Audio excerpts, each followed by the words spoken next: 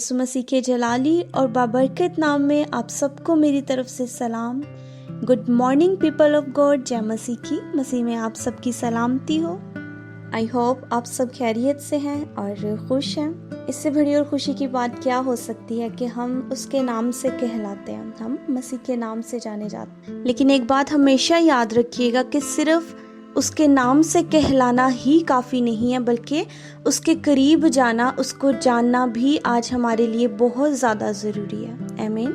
आज हम बात करते हैं कि क्या हम खुदा के करीब हैं या नहीं। हर एक इंसान अपनी ज़िंदगी की तरफ गौर करे और देखे कि क्या मैं खुदा के करीब हूँ या नहीं। आज मैं आपके साथ सरमन जो शेयर करने वाली हूँ, मेरा ईमान है उसके वसीला से आप बरकत को रिसीव करेंगे। आज बहुत से लोग कहते तो हैं कि हम खुदा के करीब हैं, मैं खुदा के करीब हूँ, लेकिन उनके बिहेवियर को देख के लगता नहीं है कि वो खुदा को जानते भी हैं, क्योंकि ऐसा तो हो ही नहीं सकता है कि कोई खुदा के करीब हो और फिर भी वो खुदा के कैरेक्टर को एक्सपीरियंस ना कर सके, वो अकॉर्डिंग टू बाइबल अपनी ज़िंदगी को ना गुजारे। कहते तो बहुत से हैं कि मैं मसीही ज़िंदगी को गुजार रहा हूँ क्योंकि मैं मसीह का फर्जंद हूँ, लेकिन कुछ ही हैं जो अपनी पुरानी इंसानियत को उतारकर नई जिंदगी को जी रहे हैं। हम जब जीसस के डिसाइपल्स को देखते हैं, हम जब जीसस के शागिर्दों को देखते हैं, तो उन्होंने जब मसीह को कबूल किया तो उनकी पुरानी ज़िंदगी, उनका बिहेवियर बदल गया। पुरानी इंसानियत उतार कर उन्होंने मसीह के लिए जीना स्टार्ट किया। आमीन। आज बहुत सारे लोग मसीह के मिरेकल्स को तो जानते हैं कि मसीह ने लाजर को ज़िंदा किया, उन्होंने यायर की बेटी को ज़िंदा किया, उन्होंने लंगड़ों को चलना सिखाया। मिरेकल्स को तो जानते हैं और उनके जैसे मिरेकल्स भी करना चाहते हैं, लेकिन मसीह के कैरेक्टर को नहीं जानते हैं और ना ही उनके कैरेक्टर को अपनी लाइफ में एक्सपीरियंस करना चाहते हैं। लेकिन मैं आपको बताना चाहती हूँ, जब तक हम उसके कैरेक्टर को एक्सपीरियंस नहीं करेंगे, जब तक उनके जैसे हलीम नहीं होंगे, जब तक उनके जैसा प्यार नहीं करेंगे, तब तक हम मसीही नहीं हैं। सिर्फ नाम के साथ मसीह लगा लेने से आज हम मसीही नहीं बन जाते हैं, उनके कैरेक्टर को एक्सपीरियंस करने से हम मसीही बनते हैं। हालेलुया।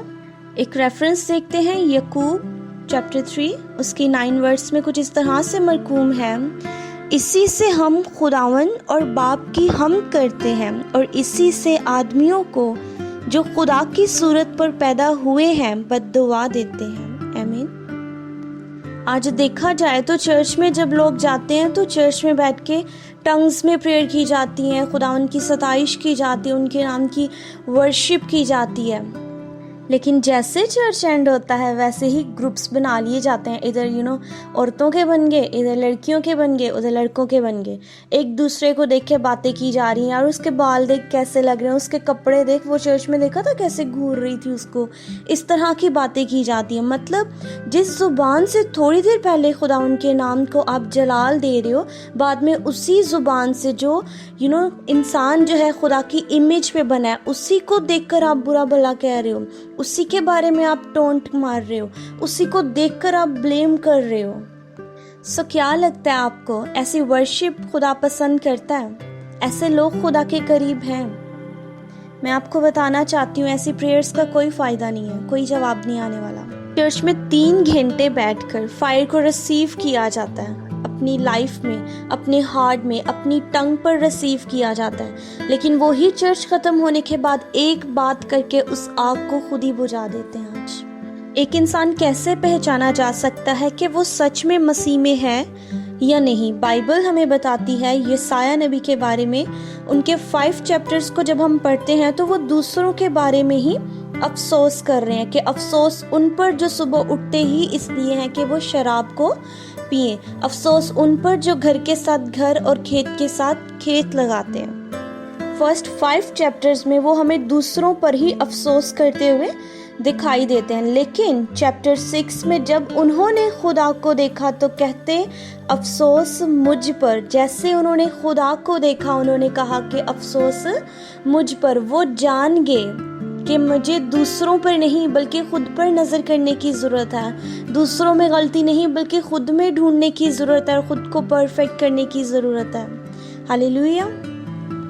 ऐसे ही आज जब तक हमारी मुलाकात नहीं होगी खुदा से, तब तक हमें भी दूसरों पे बातें करने आएंगी, तब तक हम दूसरों में गलतियां निकालेंगे, हम बस उन्हीं को ब्लेम करते रहेंगे कि वो ही गलत है, मैं तो बिल्कुल ठीक हूँ।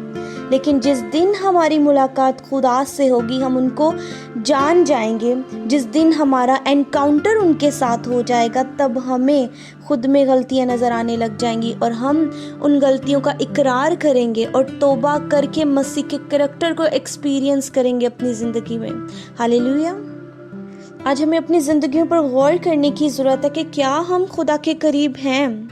आज इंसान के पास दो ही रास्ते हैं, एक या तो जीसस को फॉलो करें और जीसस की तरह दूसरों के लिए जिए, या अबलीस को फॉलो करे और अबलीस की तरह हमेशा अपने बारे में ही सोचे, खुद को ठीक कहे और दूसरों को गलत कहे।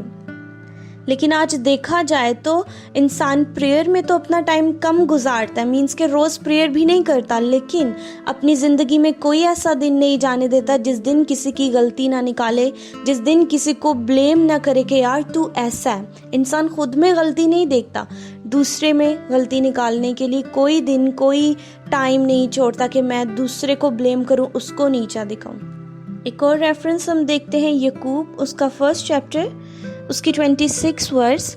अगर कोई अपने आप को दयानतदार समझे और अपनी ज़ुबान को लगाम ना दे बल्कि अपने दिल को धोखा दे तो उसकी दयानतदारी बातिल है। आमीन। आज अगर हम खुद को दयानतदार कहते हैं और अपनी ज़ुबान पर कंट्रोल नहीं, तो इट्स मीन कि हम आज खुद को धोखा दे रहे हैं। एक समझदार इंसान की पहचान है कि वो कम बोलता है और बेवकूफ़ इंसान की पहचान ये है कि वो बिना सोचे बोलता ही रहता है हर टाइम। जिसके पास विजडम होगी वो सोच समझ के बोलेगा कि मुझे कहाँ कितना बोलने की और कब बोलने की ज़रूरत है। सो आज वक्त है कि हम अपनी ज़िंदगियों को चेक करें, कहीं आज हम धोखे में तो अपनी ज़िंदगी को नहीं गुजार रहे हैं। मैं उम्मीद रखती हूँ कि आज आप समझ पाएँ कि किस तरह से हम खुद को चेक कर सकते हैं कि हम मसीह के करीब हैं या नहीं। सो इस कलाम को ज़्यादा से ज़्यादा लोगों के साथ शेयर कीजिए ताकि हम बहुत से लोगों को बचाने का वसीला बन सके। Hallelujah. So God bless you. मसीह में आप सबकी सलामती हो। आमीन।